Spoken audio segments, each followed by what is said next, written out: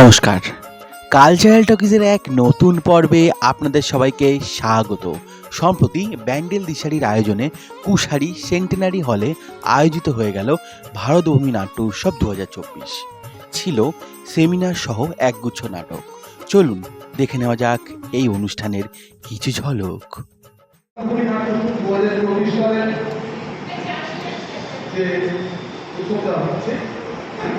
তার সুন্দর আজকে সূচনা করব। আমরা আমাদের ভারতভূমি নাট্য উৎসবটাকে প্রথম পর্যায়ে ভাবুন। প্রথম পর্যায়ে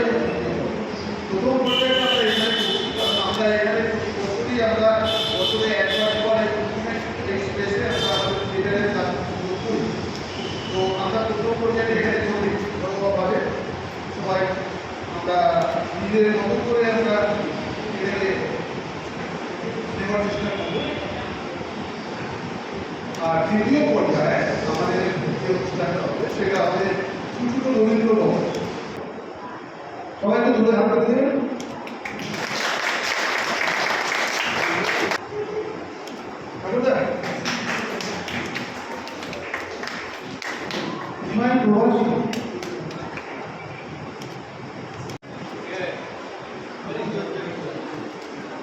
আপনাদের জন্য সবাই একটু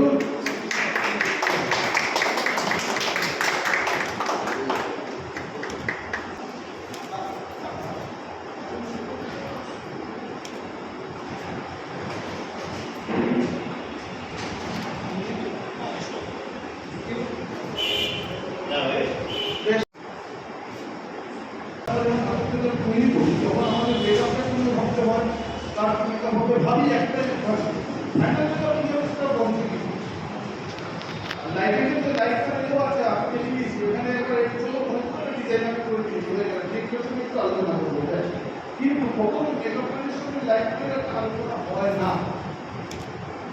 মেকআপের সঙ্গে লাইব্রেরির একটা আলোচনা সবসময় দরকার হয়, কারণ মেকআপের সবসময় চিন্তা করবে যে ক্যারেক্টার কোন ক্যারেক্টার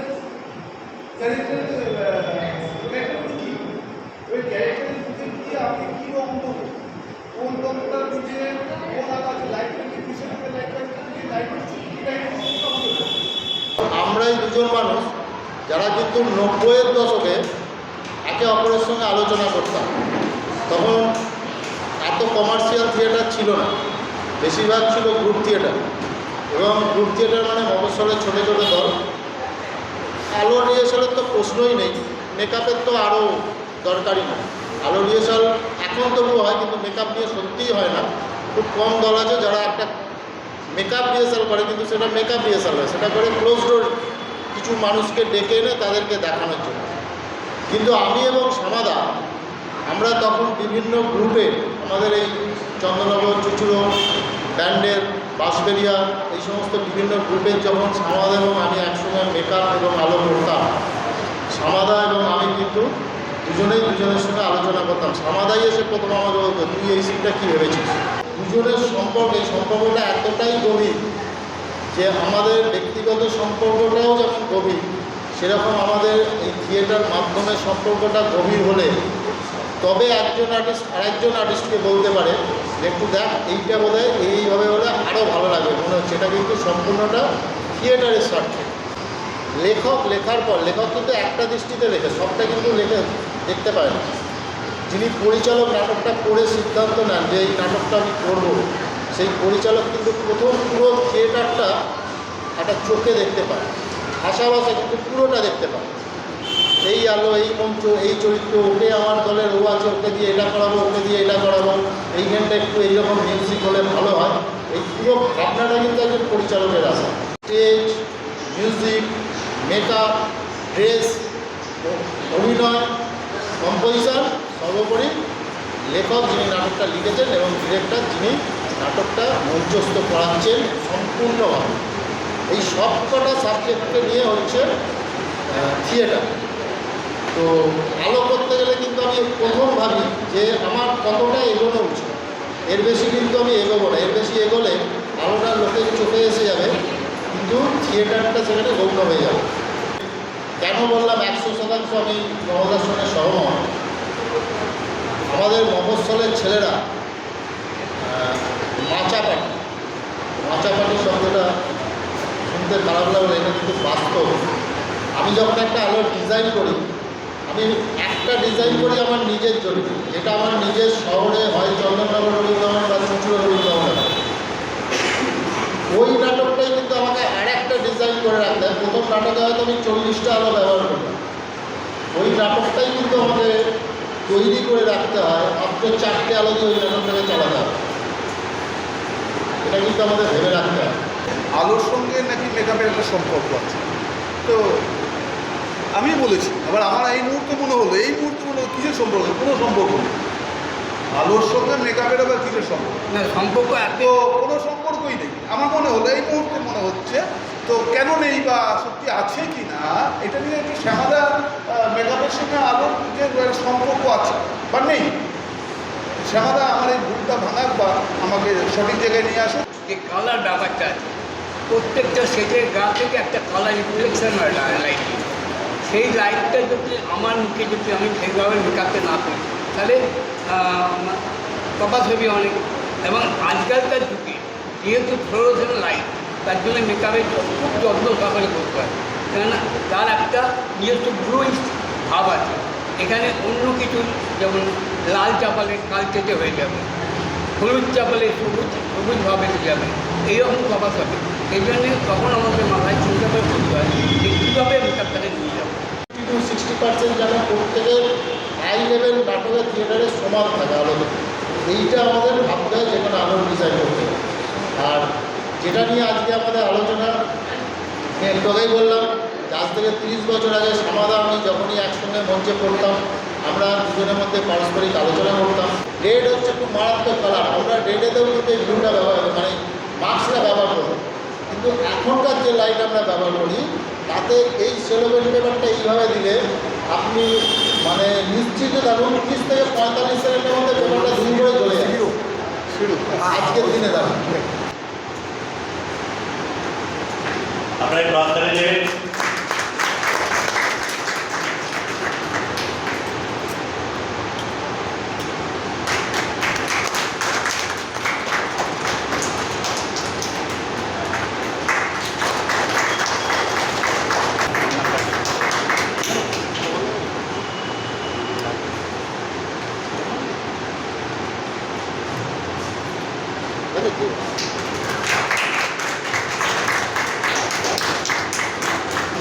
ব্যান্ডেল দিশারি ভারতভূমির নাট্যোৎসব 2024-এর আজকে শুভ সূচনা করছে এই কুশারি সেন্টারি হলে। তো অ্যাকচুয়াল এখানে 4টে ছোট নাটক আছে আমি জানি।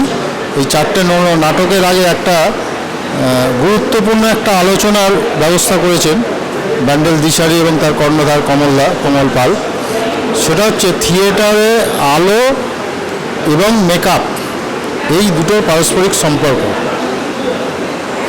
থিয়েটারে খুব গুরুত্বপূর্ণ যতগুলো অঙ্গ আছে, অনেকগুলো অঙ্গ নিয়ে তো থিয়েটার, তার মধ্যে আলো অবশ্যই একটা বিশেষ গুরুত্বপূর্ণ, কিন্তু মেকআপ যেটা সচরাচর আলোচনার মধ্যে আসে না, কিন্তু মেকআপ কিন্তু থিয়েটারের একটা, আমি ব্যক্তিগতভাবে মনে করি যে মেকআপও একটা কিন্তু খুব গুরুত্বপূর্ণ একটা থিয়েটারের ক্ষেত্রে। সেই জন্যে ব্যান্ডেল দিশারি এই অভিনব যে উদ্যোগ নিয়েছে যে আলো এবং মেকআপ সম্বন্ধে একটা আলোচনা সভা, সেই আলোচনা সভায় আলো নিয়ে আমি বলবো এবং মেকআপ নিয়ে বলবেন আমাদেরই আরেকজন সিনিয়র, আমাদের খুবই সিনিয়র একজন মানুষ সভাপতি কুণ্ডু। আমরা দুজনেই আমাদের সাধ্যমতো আলোচনা করব। এসে খুবই ভালো লাগছে। আশা করি আপনাদেরও এই আলোচনা শুনলে আপনাদেরও হয়তো কিছু মনের খিদে মিটবে। ধন্যবাদ ব্যান্ডেল দিশারিকে এইরকম একটি অভিনব উদ্যোগ নেওয়ার জন্য। সকলে ভালো থাকবে। আমাদের এখানে দেখেছে একটা আলোচনা বিষয়, সেটা হচ্ছে মেকআপ অ্যান্ড লাইট। এই আলোচনা বিষয় কোনো জায়গায় শুনিনি, এই প্রথম এখানে দেখলাম যে এই বিষয়ের উপর একটা আলোচনা সভা হবে।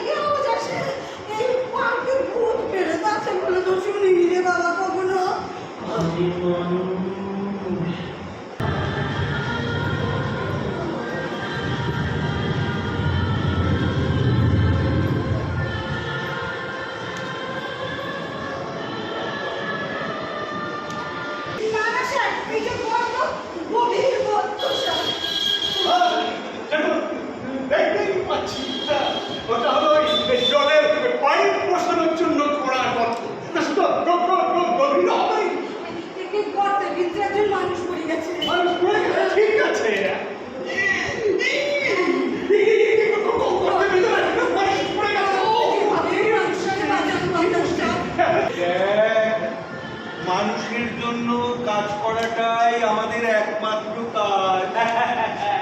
মনে রাখো এটা অনেক আইনি জটিলতার ব্যাপার আছে।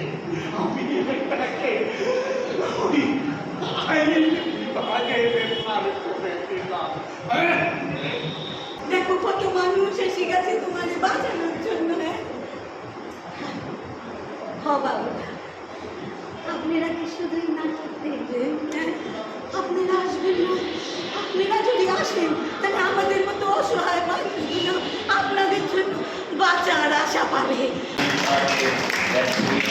সম্বর্ধনা জানাচ্ছেন প্রভাস সরকার। উত্তরীয় বলাচ্ছেন প্রভাস সরকার। আরো তারা তুলে দিচ্ছেন প্রভাস সরকার। আপনারা জানেন যে ব্যান্ডেল দিশারি আয়োজিত ভারতভূমি নাট্যোৎসব এটা প্রথম পর্যায়ে। আমাদের ছোট নাটক গর্ত নিয়ে আমরা এখানে আজকে উপস্থিত ছিলাম। উদ্যোক্তাদের এই ছোট্ট পরিসরে তাদের যে ব্যবস্থাপনা এবং দর্শকদের যে সাড়া, এতে নাটক করে আমরা আপ্লুত। আগামী দিনে এই উৎসব এদের বলে রাখি যে একটি দ্বিতীয় পর্যায়ে আছে নভেম্বরে মঞ্চ নাটক, সেখানেও আপনারা সবাই উপস্থিত থাকবেন, আমরাও সামিল হব আগামী দিনে। আমাদের অভিজ্ঞতা অত্যন্ত ভালো। আগামী দিনে আমরা এভাবেই একজন আরেকজনের সাথে যোগাযোগ রেখে এই মাধ্যমে একজন আরেকজনের নাট্যোৎসবকে সমৃদ্ধ করে আদান প্রদানের মাধ্যমে একে সমৃদ্ধ করব। এই প্রয়াস জারি থাকুক। ধন্যবাদ ব্যান্ডেল দিশারি, ধন্যবাদ।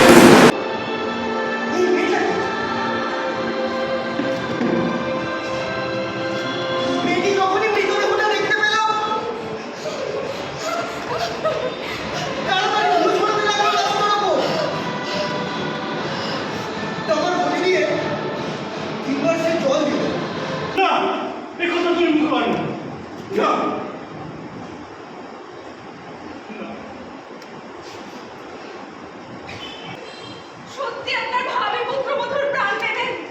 আমি নয়, মৃত্যু এই বিবাহের পথ রোধ করবে। তার মানে সে মারা যাবে? এটা কি পুরোপুরি স্থির? হ্যাঁ, আমরা সকলের সাথে চাই।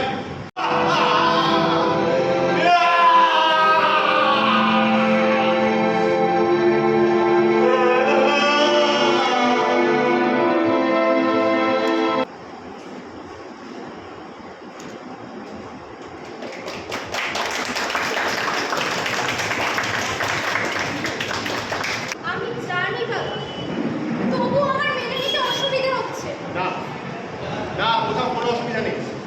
বরং এত বছর বেঁচে থাকাকে অনেক বেশি স্ট্রেস করছে। বাবা, আমি তো এই সব কিছুই জানতাম, কিন্তু তবু আমার নিজেকে কেন ইনসিকিউর মনে হচ্ছে। My little princess, don't worry. সালটা 2320, সময়টা বদলে গেছে। মৃত্যুকে গড়ে তুলতে হবে সম্পূর্ণ একা।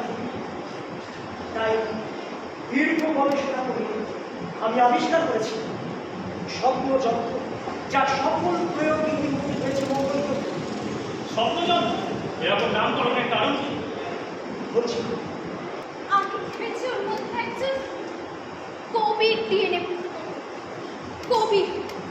কি সব জানা বলছো? কোভিড ডিএনএ এর কোনো চাহিদাই নেই। কাউকে নিতে দেখেছো? আরে আজকের বাজারে খুঁজেই পাবে না।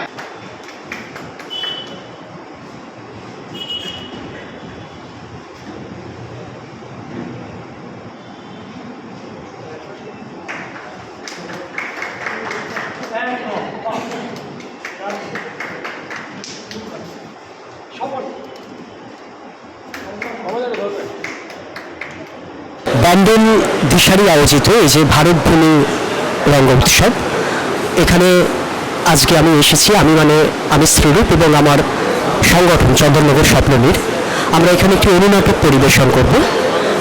এই যে অন্তরঙ্গ নাট্য উৎসব আজকের যেটা মূল বিষয় এবং তার সঙ্গে সেমিনার আছে, এখানে থাকতে পেরে খুব ভালো লাগছে। এবং প্রথমেই ধন্যবাদ জানাই যে কমলদাকে, যিনি এটা ভেবেছেন এই ব্যান্ডেলের বুকে এই অনুষ্ঠানটি করার জন্য।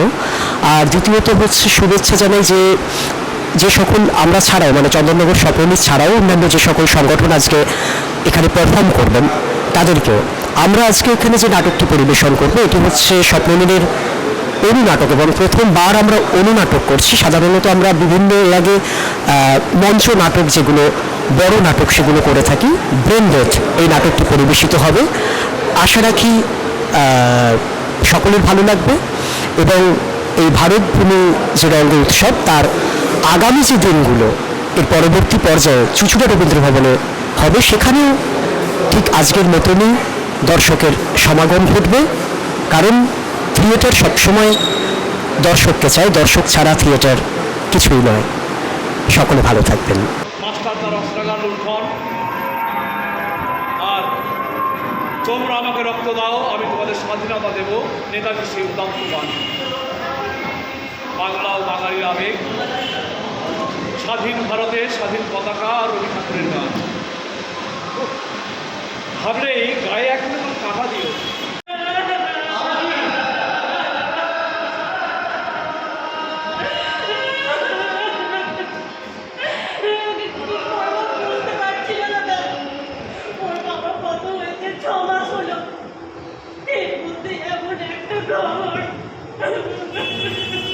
শিক্ষিত বলেই হয়তো বলতে পারছি, আর শিক্ষিত বলেই ন্যায় অন্যায় বিচার করতে পারছি। শিক্ষিত হলে সামান্য উদারবৃত্তি করে দিন কাটিয়ে দিতাম। দেখুন দাদা, এখানে নির্বাচন কেন?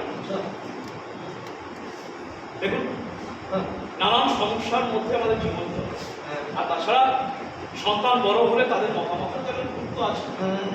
তারা হয়তো চায় না যে তাদের বাবা মাকে নিয়ে নতুন করে আবার কোনো সংসার অশান্তি শুরু হোক। তার চেয়ে বরং বাবা মাকে স্বাধীনভাবে তাদের মতো করে রেখে যাওয়ার চেষ্টা করছে, ভাবতে পারে।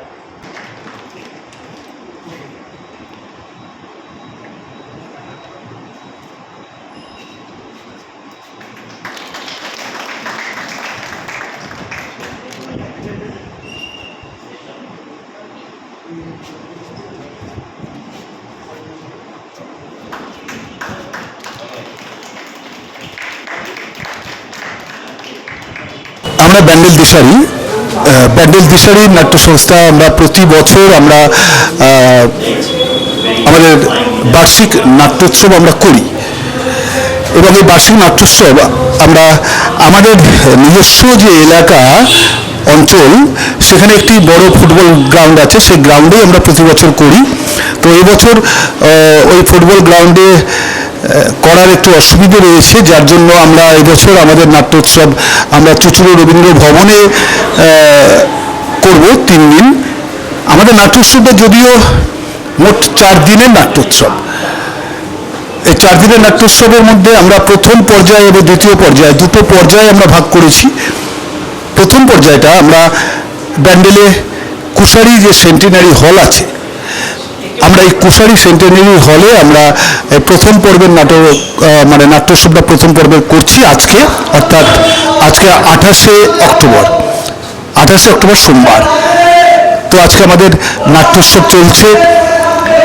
এই নাট্যোৎসবে আমরা প্রথমেই আমরা যেটা করেছি সেটা হচ্ছে গিয়ে আমরা একটি সেমিনারের ব্যবস্থা করেছিলাম। সেমিনারের বিষয়বস্তু ছিল থিয়েটারের মঞ্চে আলো এবং মেকআপ, রূপসজ্জা। এই আলো এবং রূপসজ্জার মধ্যে যে একটা সম্পর্ক আছে, সেই সম্পর্কটাকে নিয়েই আমরা একটা সেমিনার করলাম।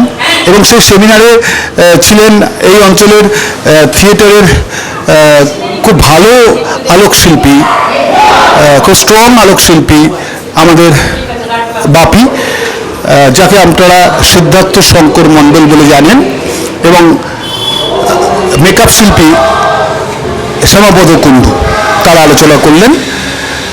তারপরে আমাদের পরপর 4টি নাটক হচ্ছে। এখন আমাদের ওপরের ফ্লোরে নাটক চলছে, যার জন্য আমরা নিচে দাঁড়িয়ে এই কথাগুলো আপনাদেরকে জানাতে চাইছি। আমাদের পরপর 3টি নাটক। প্রথম নাটক যাদবপুর নাট্য ঐক্য, তারা তাদের নাটক করলো গর্ত। এখন দ্বিতীয় নাটক চলছে, দ্বিতীয় নাটক করছে চুঁচুড়া সমমর্মী নাট্য দলের যে নাটক, সেটা আপনারা অনেকেই জানেন, আন্টিগনে। আন্টিগনে এখন চলছে, দ্বিতীয় নাটক চলছে। দ্বিতীয় নাটক হয়ে গেলে আমরা তৃতীয় নাটকে যাব। তৃতীয় নাটক করবে চন্দননগর স্বপ্নবীর।